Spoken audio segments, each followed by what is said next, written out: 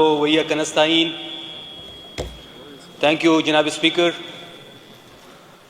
जनाब स्पीकर, 24 नवंबर से लेके 27 नवंबर तक जो तहरीक इंसाफ का एक पुरअमन फाइनल कॉल थी और 27 नवंबर की शाम को जो तहरीक इंसाफ के वर्कर्स के साथ, जवानों के साथ हुआ, उसको पूरी दुनिया ने मीडिया के थ्रू देखा। जनाब स्पीकर, इस फ्लोर से मैं ये बात करना चाहूंगा कि यहां मेरे दाएं और मेरे बाएं जानिब जितने भी एमपीएस यहां बैठे हैं, जो गवर्नमेंट बेंचेस के हैं, ये सब उस मार्च का हिस्सा थे। लेकिन जनाब स्पीकर, बदकिस्मती से तारीख में पहली दफा एक पुरअमन मार्च के शुरका पे गोलियां चलाई गई, उनके लिए स्नाइपर्स फिट किए गए और वो एक प्रॉपर प्लान के तहत हमारे लोगों को शहीद किया गया। मैं सिर्फ एक सवाल यहां करना चाहता हूं, मैं बड़ी बात करूंगा इस पे, लेकिन शुरू में मैं सिर्फ यह बात करूंगा कि आपने गोली क्यों चलाई? हमें इसका जवाब चाहिए। हम पुरअमन लोग थे, हम पेशावर से चलते हैं, कोई साउथ से आता है, मालाकंड से आता है, हजारा से हमारे काफिले आते हैं, गिलगित से लोग आते हैं, पूरा पाकिस्तान आता है। हम डी चौक पहुंच जाते हैं जनाब स्पीकर, और डी चौक पहुंचने तक एक गमला नहीं टूटा। जब मैं 26 नंबर पे था, रात के कोई 12:30-1 बजे, मैं खुद उसको लीड कर रहा था और मैं कंटेनर्स हटा रहा था गाड़ियों के साथ खींच के। पहली शहादत मेरे हल्के की वहां पे हुई। मोहम्मद इलियास साहब, जो कि मेरे हल्के से बिलोंग रखते हैं, जब मुझे पता चला कि रेंजर्स की गाड़ी ने उसके ऊपर रेंजर ने गाड़ी चढ़ा दी। आप वो वीडियोस भी हमारे पास हैं कि कितनी स्पीड में रेंजर्स की गाड़ी आती है और मोहम्मद इलियास साहब के ऊपर चढ़ जाती हैं। उससे बढ़ के बाद जब मुझे पता चला कि इलियास साहब शहीद हो गए हैं, मैंने अपने लोगों को भेजा हॉस्पिटल। हमें 13 घंटे बाद लाश दी गई। शहीद की लाश हमें 13 घंटे बाद दी गई। उसके भाई सफीर को मैंने बुलाया। सफीर को कभी एक पुलिस वाला एक साइड पे लेके जा रहा है, कभी दारों वाले दूसरी साइड पे लेके जा रहे हैं। आखिर में एक स्टैम्प पेपर लेके आते हैं और उस स्टैम्प पेपर पे ये लिखा होता है कि आप ये साइन कर दे कि आपका तहरीक इंसाफ से कोई ताल्लुक नहीं था। आफरीन सफीर साहब ने उसने वहां पे भी इमरान खान जिंदाबाद का नारा लगाया, जबकि उसके भाई की शहीद की बॉडी पड़ी हुई थी। तो जनाब स्पीकर, अभी भी हमारे लोग मिसिंग है, लोग हमारे मिसिंग है। गिरफ्तार अलग से हमारे हुए हैं, शहीद अलग से हुए हैं, और स्टेट अभी भी हमारे अगेंस्ट एक प्रोपेगेंडा कर रहा है। जनाब स्पीकर, मैं आपको 27 नवंबर की रात की कहानी बताता हूं, क्योंकि मैं खुद ऐनी शाहिद था वहां पे कि 6 जब हम पहुंचते हैं तो 6 बजे से लाइट्स बंद हो जाती हैं और वो लाइट दोबारा ऑन हो जाती है और 8:30-8 के करीब दोबारा लाइट्स बंद कर देते हैं। वहां पे एटीएम मौजूद थे, वहां पे मेट्रो बसेस के स्टेशन मौजूद थे, वहां पे दुकानों मौजूद थी जहां पे इलेक्ट्रॉनिक्स और बाकी अशिया थी। कोई एक पत्ता भी नहीं टूटा और 8:30 बजे के करीब अंधाधुंध फायरिंग की जाती है। जनाब स्पीकर, हमारे घरों में तो मातम है, केपीके में इस वक्त मातम है, हमारे लोग शहीद हुए हैं। कोई इस तरह परिंदों को भी नहीं मारता जिस तरह इन्होंने हमारे लोगों को छलनी किया। क्या एक सरकारी नौकरी इतनी इंपॉर्टेंट होती है? क्या आप हर एक हुक्म बजा लाएंगे?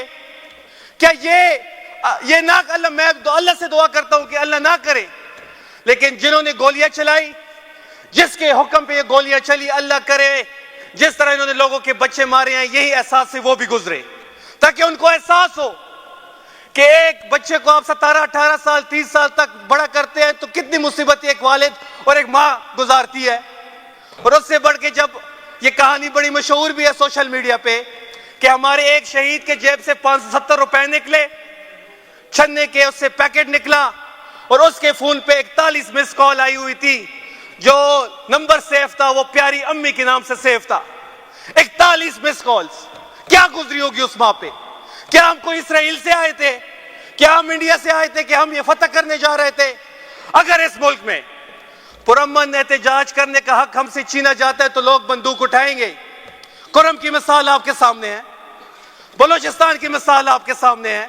वहां पे लोगों से पुरअमन एहतजाज का हक ये छीनते हैं तो लोग बंदूक उठाने पे मजबूर हो जाते हैं। जनाब स्पीकर, हमें रात के अंधेरे में मारा गया है, हराया नहीं गया, हमें मारा गया है और इंशाल्लाह हम वापस आएंगे और भरपूर जोर से, भरपूर ताकत से और भरपूर कुव्वत से आएंगे। जनाब स्पीकर, इससे बढ़ के पुरअमन एहतजाज क्या होगा कि सामने से गोलियां चल रही है और हम निहत्ते हैं। वैसे जब मैं एहतजाज के लिए जाता हूं या जो कोई भी, ये हमारी 8वां एहतजाज था, तो हमारे साथ, सबके साथ जो गवर्नमेंट की तरफ से गनर दिए गए हम साथ लेके चलते हैं। उस सुबह मुझे अपना गनर कहता है कि जी मुझे कॉल आई हुई है और मैं आपके साथ सफर नहीं कर सकता। तो मैंने उनको कहा जी बिल्कुल आप सफर ना करें। तो हम उस दिन बिल्कुल निहत्ते थे, ना हमारे पास कोई गनर था, ना हमारे पास लोगों के पास कोई असला था। हम सिर्फ और सिर्फ कायद इमरान खान की रिहाई के लिए एक पुरअमन एहतजाज कर रहे थे।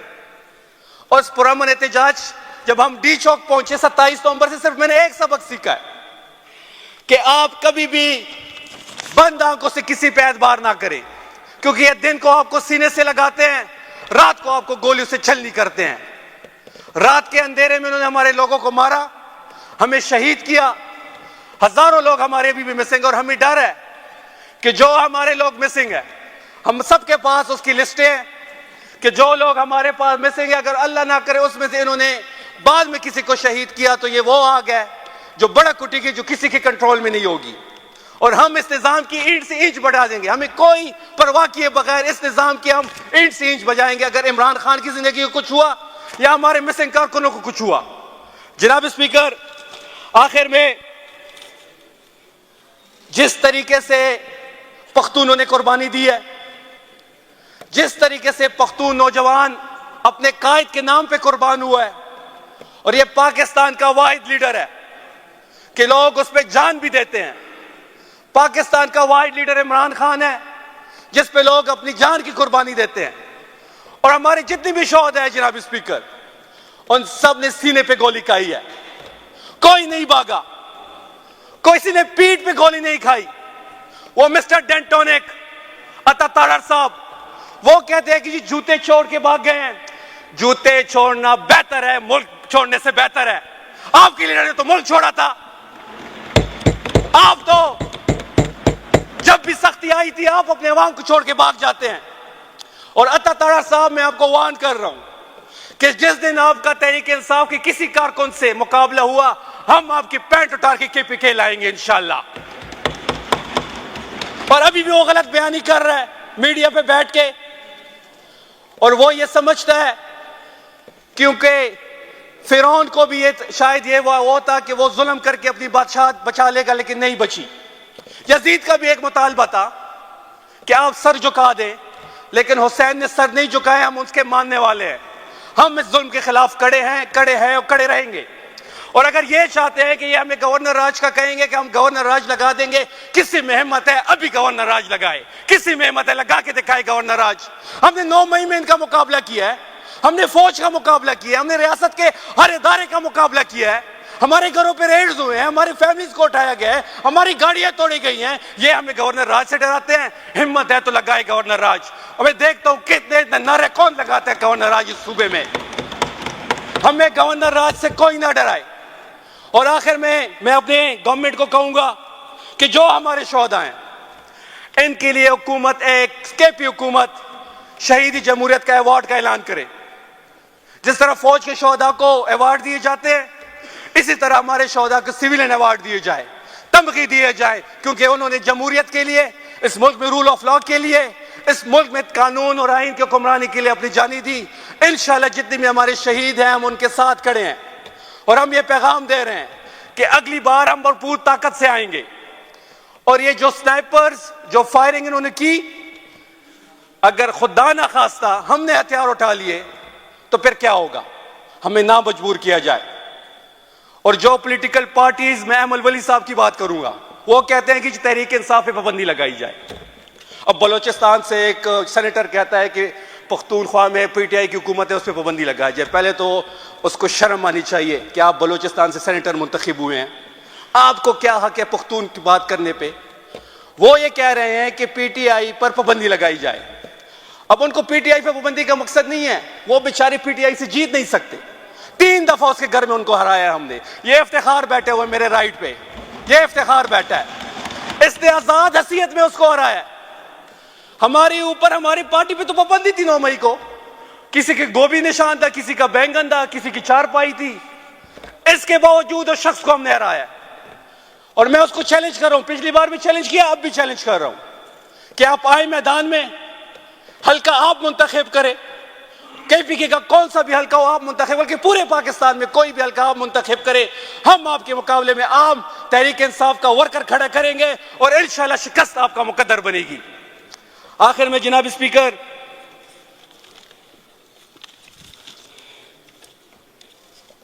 मैं अपनी लीडरशिप की तरफ बात करना चाहूंगा। हमारे एक लीडर कहते थे कि जो इमरान खान साहब की कॉल पे नहीं निकलेगा तो वो जहन्नम में जाए, और बदकिस्मती से वही बंदा उसी सुबह सीएम हाउस केपी में मौजूद था और वो इमरान खान की कॉल पे नहीं निकला। तो मैं उसको यह पैगाम दे रहा हूं कि तहरीक इंसाफ के नौजवानों की तरफ से आप जहन्नम में जाए। अब इंशाल्लाह जो लोग फाइनल कॉल पे नहीं निकले, हम उन पे भी बात करेंगे, हम पार्टी के अंदर भी बात करेंगे, हम फ्लोर पे भी बात करेंगे, क्योंकि यह तहरीक अब तहरीक इंसाफ के वर्कर्स की नहीं रही है, तहरीक पूरे पाकिस्तान की है। और जो लोग तहरीक इंसाफ के अंदर रह के इस तहरीक का ऐसा नहीं बने, हम उनके नाम लेंगे, हम उनके नाम अपने पार्टीज की मीटिंग्स में भी लेंगे, फ्लोर पे भी लेंगे, क्योंकि तहरीक इंसाफ ने अपने शोहदा दिए हैं, 100 से ज्यादा शोहदा हमने दिए हैं। अगर कोई इस कॉल पे भी नहीं निकला तो उससे हम और क्या उम्मीद रखें।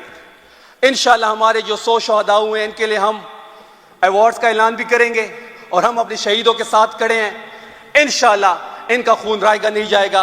पाकिस्तान में तहरीक इंसाफ की हुकूमत आने वाली है, और जो सरकारी अफसरान किसी के हुक्म पे गोली चलाई है या कोई और ऑर्डर उन्होंने ओबे किया, इंशाल्लाह इनकी पकड़ भी आएगी और तहरीक इंसाफ की जब गवर्नमेंट आएगी, इनको हम इबरतनाक शिकस्त बनाए, इबरतनाक नताइज का इनको भुगतना पड़ेगा। बहुत शुक्रिया।